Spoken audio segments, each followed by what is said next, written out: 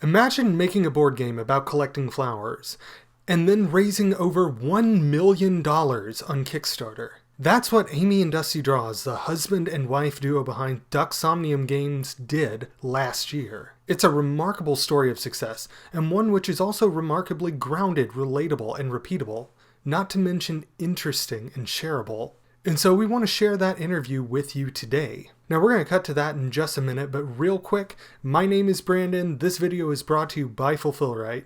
We ship orders for e-commerce and crowdfunding. Link below for more details. Quotes are always free. One last quick note, we edited with a light touch on this interview because we wanted to keep it simple, a little lo-fi, and honest, just like two professionals on a Zoom call. Alright, let's cut to the interview. Thank you both again for making the time to be on our YouTube channel. We really appreciate it. Yeah, absolutely. So I've been looking forward to this because I was just going through your Kickstarter campaign page before this, just to go in a little more informed, watch the whole video. I mean, like, it looks amazing, actually. Would you mind if we shared a snippet of that on this video to, like, give people a little context? Not at all. Yeah, of course. The smell of adventure awaits. Venture into the unknown. Experience the thrill of the hunt in the dangerous exploits of... Yes, you've heard of fox hunters, deer hunters, bear, buffalo, and even lion hunters.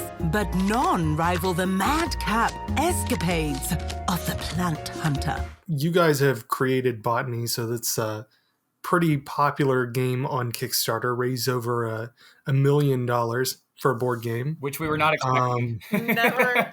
Yeah, it's a pretty phenomenal outcome. Yeah, it looks amazing.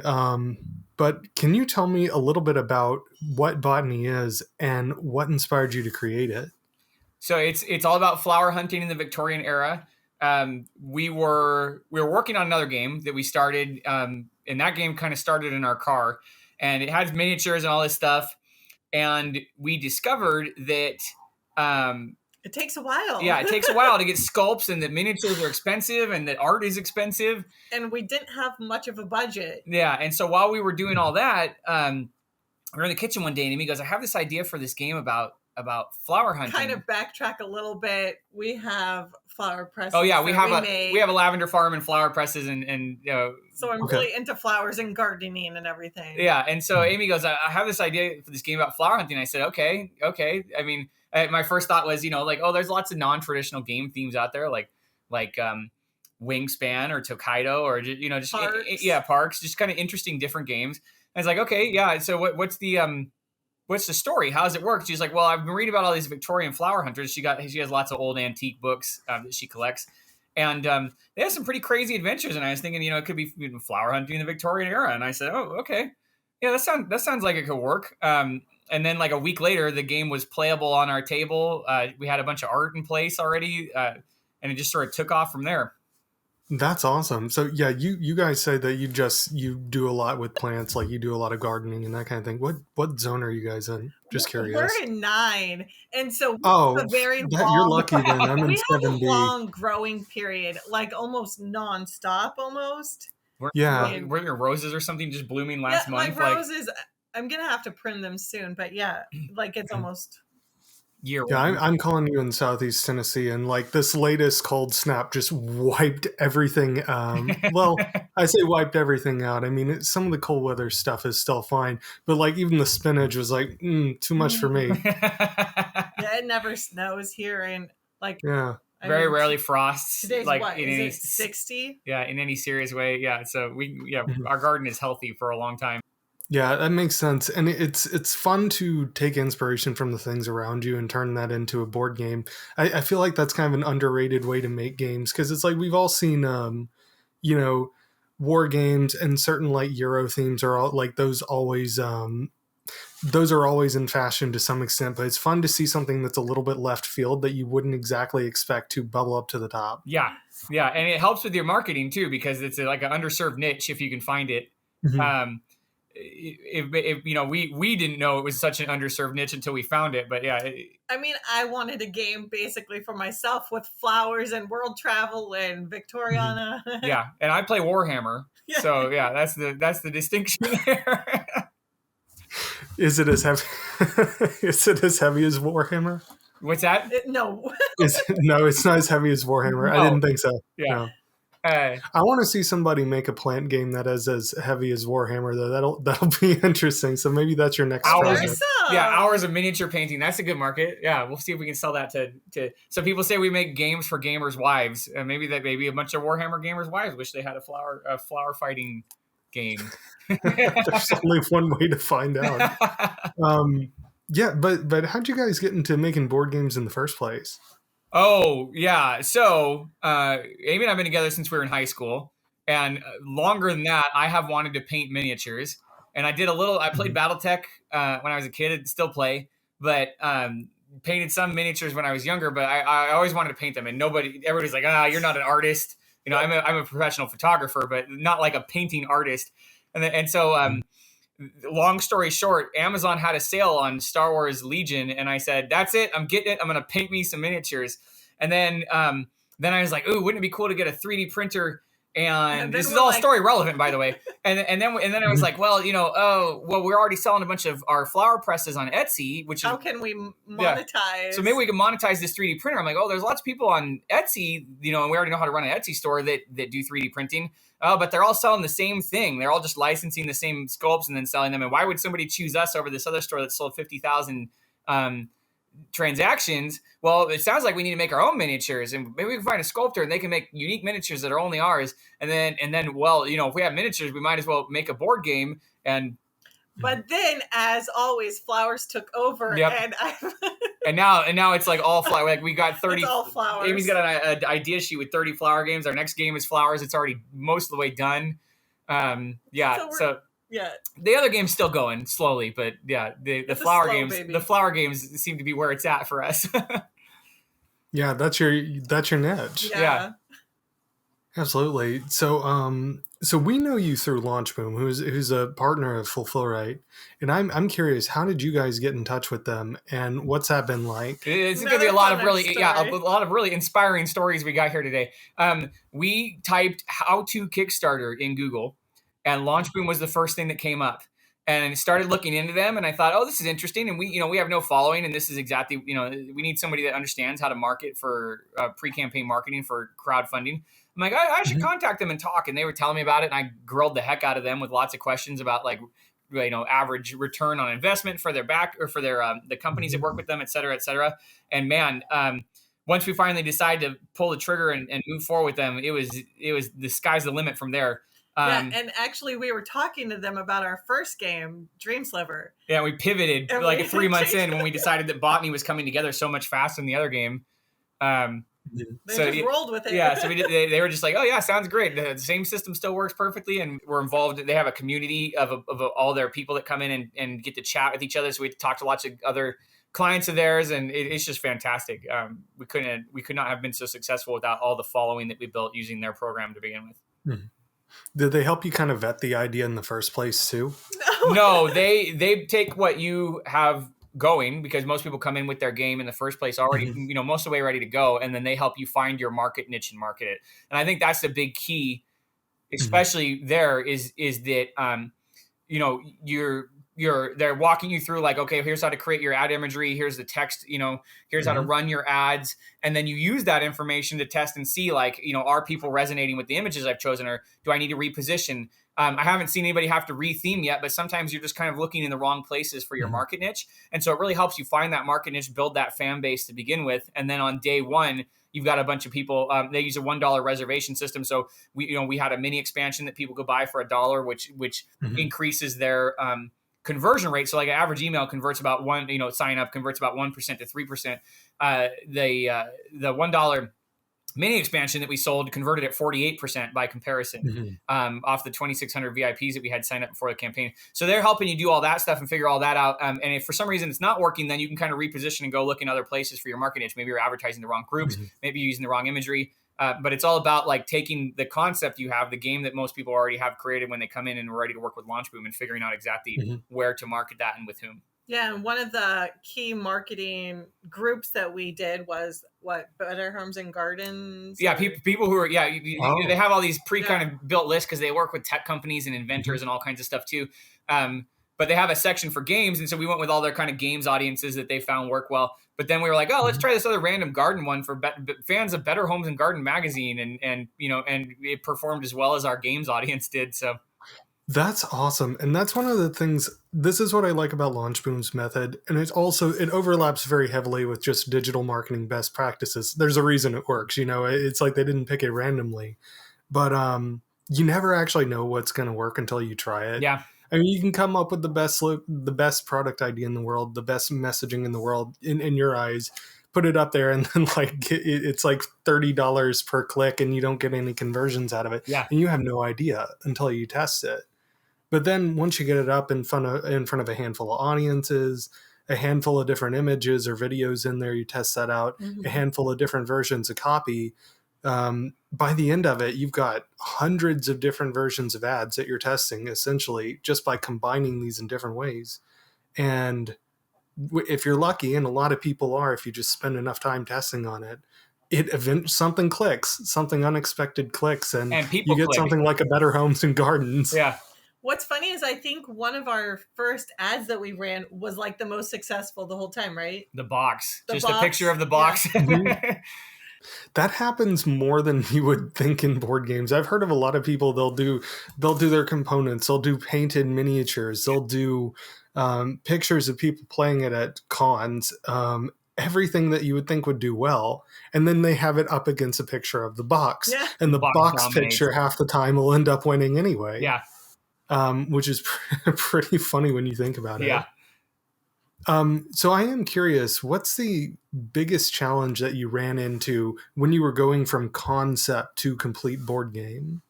Figuring out how to manufacture it was one, for sure.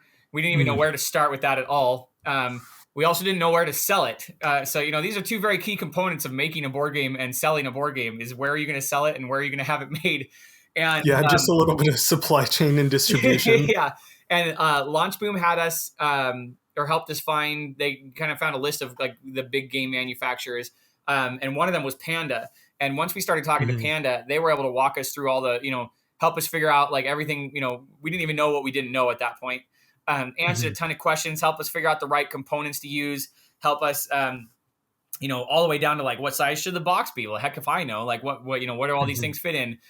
Design decisions. So, when we started with Launchboom, after the first few weeks, like the game was basically, 80, 90% done, but there were lots of little things that we hadn't decided on, like, we want to put foil here. Oh, well, foil isn't as durable if you're moving things around that place. Or what if we move the foil over here, or do these things, or these size pawns? And so all those little things to make sure that we were making the right decisions, and, not just from like a space and a use size, but also durability, price, lots of parallel decisions that maybe this thing costs like 1/5 the cost, but serves exactly the same purpose and looks just as good, kind of stuff. So yeah, I would say that's the biggest eye opener we've had. Knowing all those things has definitely made the design of our second game much easier. Pandas first of all, they're a very good manufacturer to get in touch with, especially if you're new to it and you need somebody to handhold it. Yes. That's the thing. Like it does cost more on paper, but the thing is that they walk you through a lot of this stuff that you need to know, and the material quality tends to be very, very good. It's so good. Yeah, and so like Cardner and Emma are two of the people there that effectively feel like part of our team now. So that additional cost, sure, it gets sort of diluted down into your cost of goods sold on the individual unit, but part of what you're paying for is the level of customer service and help that you get when you're working with them. And that helps with one of the things I think is just still terribly underrated when it comes to product development, which is design for manufacturing. Yes. So basically, to anybody who's listening and isn't familiar with the concept, design for manufacturing is where you create products with the idea of the actual specifics of manufacturing and fulfillment in mind. Basically, you don't make things heavier than they have to be. You don't make them bigger than they have to be.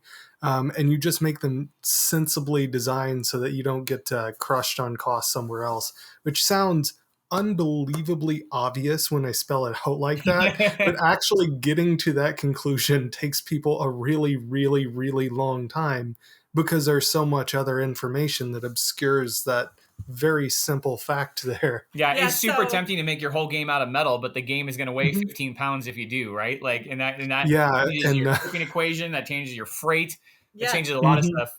And so, like, for botany, for card count, we just made some cards, right? Yeah. Originally. And then for our next game, LaFleur, we're like, okay, card count. Let's make sure we Mhm. stick Within relatively specific sheets, yeah. So like within a the sheet, sheets. a sheet has a size, and so we're like, oh well, how big should this deck be? And we'll take a look at our total Mhm. sheets and be like, well, we have 45 cards remaining on the sheet before we have to go to the next sheet. Well, let's see if let's see how we make the game work with 45, and it works out perfectly, and then we don't have to add another sheet of cards, which adds an incremental cost to the unit cost of the game. Or like Cards will crush a game too in terms of cost, because it's like, don't they have to print them all out and then manually or semi-manually cut all the sides It off? is a I think process. that's what Yeah, it they is. print them on sheets. and then they make die cuts. So they like Mhm. die cut it. And not that then- we're yeah. people to complain, because we have learned that we make games with a lot of cards compared to what a lot of people do. But part of the issue is most when people make games with cards, most of the cards have art on them. Well, art is a very expensive thing, but for us, since we're Mhm. using historic art, like that changes the equation. Our art's been done for years. We don't have to wait for years for it to be done. Like That helps you a lot, and it's like it's you have a very good reason and a very good theme to pull from historical art or Wikimedia Commons, public domain, whatever you need from there. Simply because it's like, yeah, you don't actually have to create it out of whole cloth, so that does kind of tilt things in your favor there. yeah, it makes it easier to make lots of cards, which we do. I'm like, Yeah, let's that makes a include lot of all the sense. flowers. Yeah. Amy's like, Now- I want I have these 90 flower cards. I'm like, well, do we need 90 in the deck? And she's like, well, I don't know. When we play it, it turns out that 90 is a pretty comfy number for us to have. But it's definitely a lot different than like, how do I get this deck that I like at 90 cards down to 30 because of, for budgeting purposes. Mhm. Yeah, and I think it's like you generally benefit if you get it under certain multiples of 54, or depending on the printer, sometimes it's like 18. It depends on a lot of factors. Yeah, well, and at least for Panda, sometimes they'll quote in third and half sheets if it works out correctly. So multiples of 18 are where it's at. Or if we have a lot of tarot size cards, which is larger size cards. Those are 32 to a sheet. So once you learn all those numbers, like those are things we had no idea. We were just making decks of cards. We had no clue how they correspond to this stuff and where things fit in terms of the manufacturing went. And once you know that stuff, you can min-max around it. Yeah. Yep. And then I was going to say, in the metal coins, originally we wanted to include like the metal coins in botany, but that just adds In the base game. Yeah, in the base game. Yeah. I mean, so it adds to the cost of the base game. We discovered that metal coins cost half as much as the entire game cost. So that's a big jump in price just for one component. And then they also weigh almost a pound. So they push you up that next price break on shipping, which changes the whole equation again. So that's why we decided to offer them as an add-on, because then people who wanted them could still get them, but they, it just wasn't feasible at all to include them in the main game, given how much or how expensive they are. Mm-hmm. Yeah, that makes sense. Now, what's the biggest issue you ran into after successfully funding? Shipping Shipping, on topic for sure. for you, for sure. We've heard a little bit about shipping. Yeah.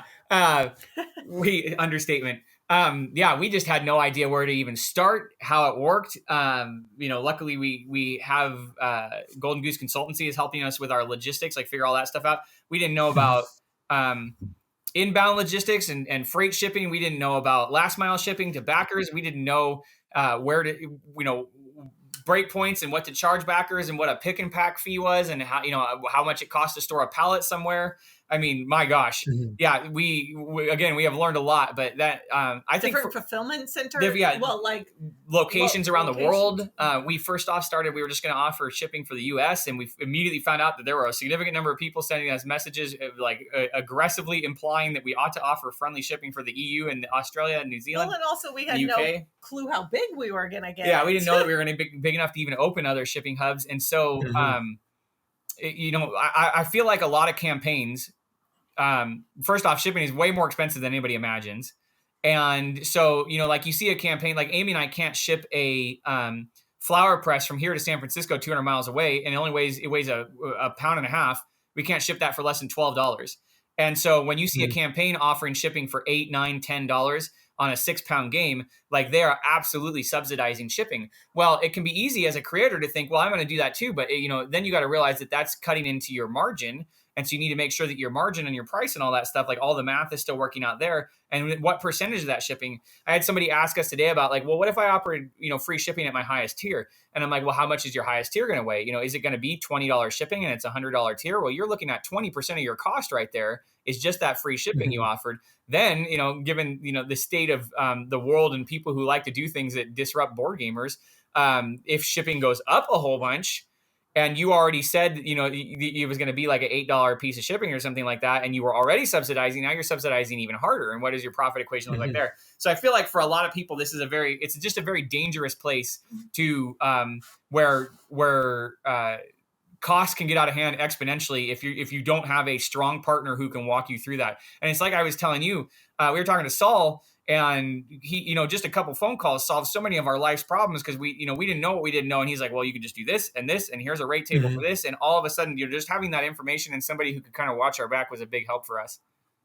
Yeah, and I'm glad to hear that he was able to help you guys out with that. He's fantastic about getting across that information that you really, really need when you need it too. Yeah.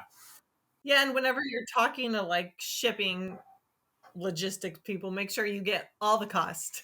Yeah. So nothing's hidden fees, because we talked to a few people and discovered that it looked good, but then we found out that there were additional fees or fuel surcharges or things that we hadn't anticipated. And we could have taken that information to our backers and said, here's what it's going to cost you, and then been off by $2, $3, $4. Well, we had 15,000 backers on our campaign, and if you're off by $1 or $2, now you're looking at $30,000 in additional expenses that you didn't anticipate. And make sure you have the cash on hand. And I'm sure if there are people listening that there are some stories that immediately come to mind over the last couple of years where that has happened. And it has been highly controversial. And so the choice is, just this is a really good place to be very cognizant of what your costs are and what the risks are, and have a partner that can help you figure that stuff out. Yeah, and just like quick tips on like fulfillment, shipping costs stuff for people who are listening. First of all, it's actually quite difficult to calculate this stuff, like no matter how straightforward the fulfillment center is being with you. But the stuff that you need to look out for it's going to be your storage costs. You want to ask what those are. You'll want to ask about account fees. Most companies will charge them, at least, especially if you're under a certain minimum. Basically, like there's a certain minimum order volume that you're generally expected to meet for most fulfillment centers. After that, it's like if you use more than like the basic supplies, you might get upcharged on like a certain kind of box or something like that to ship. And then the rest is just postage, and you want those postage rates as soon as you can get them, because you want to find out specifically what it costs to ship an item of a certain size and a certain weight to a certain location from a certain warehouse. That's the kind of thing that you want to figure out as soon as you can. So rate sheets are very important there. And times the whole world, right? It's like a giant matrix everywhere. So our biggest piece of advice, and one thing that we didn't do is, and luckily we managed to get all our shipping rates into the ranges that we showed our backers, is once you think you have your shipping table that you're going to display on your Kickstarter campaign figured out, go talk to your fulfillment partner and say, does everything that I put on here make sense, right? Do these numbers look good? And they can say, well, that's probably a few dollars low. Are you subsidizing? Or, oh, no, that should be pretty good. And, so like for us, we had an estimated range for the US of $15 to $19. And there was a period of time where it looked like we weren't going to be able to keep it within there. Luckily for the US, we got it down to $17 on average for all our backers and on the base game, and it worked out okay. But, it was touch and go for a little bit, where it could have been a little dangerous for the amount of money it was going to eat up afterwards. Yeah. So definitely run those by, which we did not do, run those by your fulfillment partner. Yeah, and figure all this stuff out well before your Kickstarter. Rather than after, like in the middle of the campaign when you can't change it. Well, and also if you have any stretch goals that you're doing, make sure that doesn't change the weight of your box. Yeah, that changes all your estimates right there. And I'd say if you're like shipping a year out and you want to post those rates early, and like that's already kind of a tough decision. It's like, do you post them as early as you can or do you wait? But let's say you want to do it early. I would add like another 7-8% on top of it, because there are rate hikes every single year, and like regardless of inflation's usually about 4% average year over year, roughly. Sometimes it's 9, sometimes it's 1. but And the it's funny how the postage carriers. prices. Oh, sorry. I was going to say it's funny how the prices never go back down once they've come up, right? Yeah, funny enough. But postage carriers, it's usually like 5-6%. That's what they do most years. And so if you do 7 or 8% on top of whatever you're getting at the time that you're getting the rates, you should be covered on the additional expense of that. Other than that, it's super important to get a freight quote early too. Whole other subject. We probably have a video about it on YouTube at some point. So we'll drop that up here or something like that. And then I was gonna say, and what was it? Freight. No, it wasn't freight. Oh, well, but freight's another good one to pay attention to. I mean, so, ships aren't necessarily going through the Red Sea at the time of this recording. We have a ship that's headed towards the Red Sea that is going to get there and decide whether or not to take a left turn and go around Africa. Well, our original freight quote from our factory to the EU went up by 30%. Now, luckily, it wasn't, like during the pandemic when there was shipping crisis and things were going up by 300, 400%. But it was still enough for us to pay attention and go, okay, good. In our case, we actually just got ready to charge shipping, just got all the rates entered now that we have the freight going. But we used charge shipping later feature in our pledge manager so that we and educated and communicated the heck out of this to our backers so that we could say, we're going to charge you the actual rates so that we can save you. So we're not just guessing. So we're not putting a bunch forward, hoping that we hit these numbers and stuff. And once we had the freight locked in, that's when we finally put the shipping rates in because we knew we weren't going to have like a pandemic era issue where all of a sudden it was $30,000 a container or something crazy like that. Yeah, that's what I was going to say. So we said these are estimates on our thing and they are subject to change. We gave a range, so we had some room to work with. It wasn't just like, we think this is going to cost $15. We said 15 to 19. So it gave us some room to work. And then we said we were going to charge shipping afterwards just because we have no clue. Nobody has any idea. Yeah. Since the game was going to be even now, I mean, we're still, a month and a half, 2 months out from fulfillment. And things could change. Yeah, we're fairly confident that they won't change too drastically, but you never know. But I think I mean, you never know. It's smart to leave yourself a little bit of room for maneuverability. So kind of switching gears a little bit. Obviously, your Kickstarter was massively successful. I mean, it's like what is a number on here? Let me look at it. Yeah, it's like 1.05 million, which is like more money than I have. Not what we were expecting, that's for sure. Yeah. Can you well, I mean, you've kind of already touched on this a little bit, but can you give me your best guess as to what made the decisive difference in the success of the campaign? I mean, if you figure it out, let us know. That'd be good. We were marketing to people like me that wanted a pretty game about world travel and flowers, and I just think our aesthetic really hit with certain people. It was a fairly open market niche. You don't see a lot of games like that on there. Victorian flower hunting, yeah. And that's not to say anybody listening. That's not to say that if you are entering a saturated market that you shouldn't. What it is that you just need to know that the market is saturated, and so what do you need to do to differentiate yourself, right? And so for us, at least. Not a whole lot of Victorian flower hunting games out there, and you have a clear, unique selling proposition for sure. You do, and it had a lot of theming that Amy likes. That it turns out has a crossover with a lot of people. So there's Victoriana and world travel, botanical illustrations, flowers, and so it just kind of hit a chord that we didn't even really know or appreciate how well it existed until we had done it. I mean, like Amy scrolls through Kickstarter.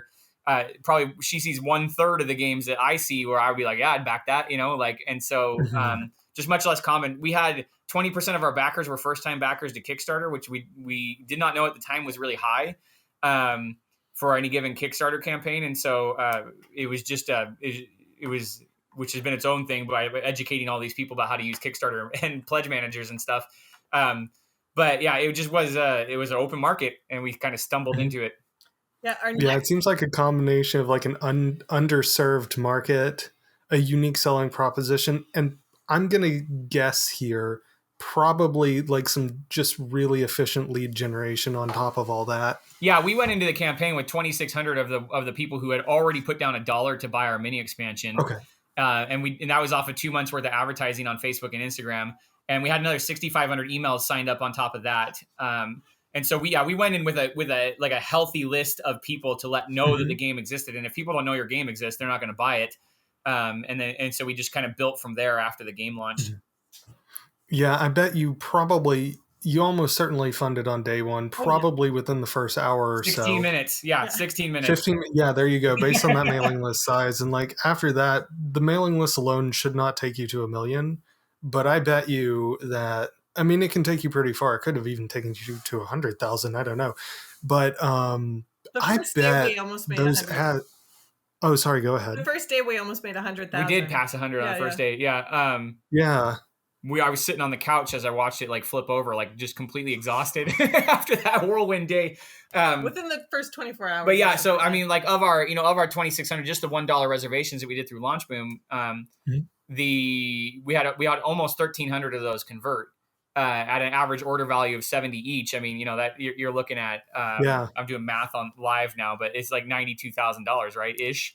So high average order volume too. That's another factor. The more we talk about it, the more that I see there's just a lot of things going on there. Yeah, we tried to, and Launchboom kind of talks you through that, like how to bring your order value up and stuff too. And so we had expansion ideas. And so rather than just offering the base game, we also worked real hard to get 2 of those expansions done in time for the campaign. And so we had 2 expansions. We had the base game and the coins, and then we had the metal coins that we decided to offer. And we like agonized over whether or not to offer those metal coins because we typically, I'm a total convert now that we've made metal coins, but we before that hadn't really ever bought like the some of those little fancy stuff for games. And we were like, okay, well, we know how much the coins cost us. We know what our minimum order quantity is on them. Worst case scenario, we're out some money, but it's not a catastrophic amount. And our kids are going to have like the most incredible treasure hunt they've ever had on the farm because nobody bought any of these coins. And then we ended up selling like 6,200 copies of them. And made all the money back that we needed to make for our minimum order quantity in the first like 2 hours off of them. But yeah, so the combination of all those things, like at every level, we were trying to offer like additional value to pull people through to the next pledge level. And so even though we were offering the game for $39, our average order value was $70 because we had these 2 expansions in the metal coins that were also adding value to kind of bring people farther into the campaign. Yeah, that makes a lot of sense. So I'm assuming that you guys probably just aren't stopping here. Like what comes next? What's the next game sitting behind us? It's already up on Board Game Geek, and we're gonna take that. So Botany is fulfilling in like March-ish. It's looking like the ship's on the water right now. And so as soon as that's done, we're doing a spring launch with retailers. So probably around April for Botany itself, like outside of the Kickstarter campaign, because we have a bunch of overstock that we printed so that we could sell that on our website and with retailers and stuff. And then LaFleur is going to launch probably end of April, early May. And so we're starting the marketing for that. And we got expansions for that. And we got some other fun things that we haven't announced yet. But yeah, it's just, we were actually just talking yesterday, like the last ship was officially like loaded. The containers were going to make it out before Chinese New Year. It was like all this work had gone into getting all this stuff organized and ready to go. And we were like, oh, we should celebrate. Nope. Check. And moving on to the next thing, like one thing after another for us. Yeah. And anybody who wants to learn more about your next game, by the way, link is down there. You can click on that. And also all our social media and all the stuff that people look for down there anyway. It'll all be there. Yeah. I guess I've got just a couple of other questions for you. Just a couple. What do you wish you knew before you started creating and then ultimately marketing Botany? More about shipping. Yeah, more about shipping. That's a common sentiment. Yeah, that's been the biggest one. We didn't know a thing about sales, and it's scary. So we found Golden Goose Consultancy, and we found them on another Kickstarter campaign for Age Contrived by Bella's Intent, and went and looked and talked to them. And man, so Andre and Chris used to work for Games Workshop and Asmodee.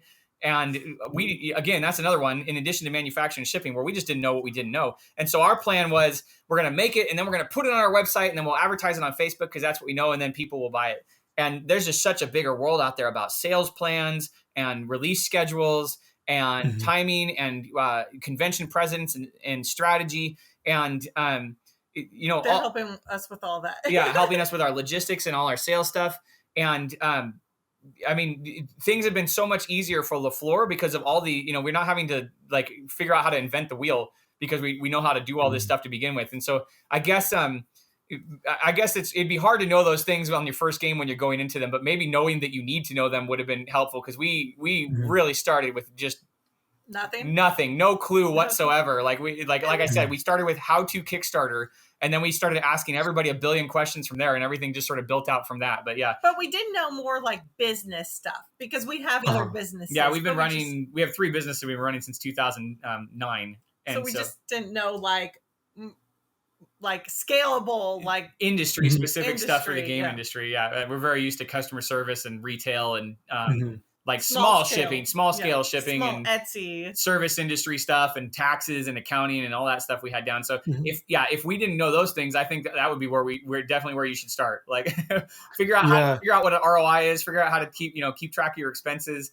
real basic stuff that, because you don't have permission to lose money as a business, right? Yeah, that makes sense. And it sounds like what you two did was basically scope out the project as early as you could and figure out what the actual requirements were. And then you knew what kind of questions you asked. So you were immediately trying to eliminate unknown unknowns to the greatest extent that you possibly could. Yes. Yeah, that's exactly it's it. A pretty good place to start from, I think. One last question. What advice would you give to any others who want to make Kickstarters like this? Find your experts. Find people to help you. There's this concept out in the world called wealth dynamics, where you know what you're good at and you know what you're not good at, and you do the things you're good at or like to do, and you find people to help you with the things you are not good at. We are not good at sales. We are not good at marketing. Amy's super creative, and I'm super good at running a business and managing a bunch of different spinning plates. But find those people and then hire them if they're available to hire and you have the budget, or find free advice on the internet like we're currently doing now. There's lots of resources out there to help you figure these things out. But don't, Gabe from Board Game Design Lab says that it's okay to learn from your mistakes, but it's even better to learn from someone else's mistakes so that you don't have to, right? And that's what experts and advice can do for you. Don't be afraid to know what you're good at and know what you're not, and then go look for help on the things that you're not good at. The return on investment. The return on investment is huge. We have saved so much money, and we were still going to be profitable, but massive amounts of money just off of suboptimal decisions around shipping, or manufacturing, or just different things we were going to do that it would have been fine, but it certainly wasn't the best way to go about it, and is so much more efficient and saves us so much money on top of that. We're not good at shipping. Definitely find somebody like Fulfillment who can help you be good at shipping, right? Those are important things. Every now and then I'll hear about somebody that's going to DIY it from their house with 1,000 backers, and they're going to send them all pack them and send them all from their home. Yeah, that's a lot of work. That's a lot of work, and that's a lot of money. And you got to, without somebody. I've done it with 130, and that took all day. Yeah, it's like, and you can't get a warehouse involved at 130. It just doesn't make a lot of sense. But it's like, that's 130. It took up my whole apartment floor. Yeah, exactly. And you don't want to bother with that. And, what if you charge your backers the wrong thing because you didn't know that the USPS rates were going to go up on January 1st? So things to watch out for. Yeah, that's good advice. Go find the expert so you don't have to go it alone. All right, well, that's all my questions. Thank you both for your time. We really appreciate it. Thanks for watching this interview. I appreciate it, and I know that Amy and Dusty do too. Details on both our companies are down there below in the description. And just in case you missed the name earlier, my name is Brandon, here on behalf of Fulfillment. If you need help shipping your orders, go to fulfillment.com and request a quote. We've shipped for thousands of crowdfunding campaigns before, and we're happy to help you too. The quote doesn't cost a thing, so if nothing else, you get some good information about pricing. Link in the description. If you enjoyed this video, please take a moment to like and subscribe. Don't forget to slap some postage on that bell so we can express ship new videos to you as soon as they drop. And last but not least, if you have any questions, leave a comment below. I will personally answer as many of them as I can. Thanks for watching.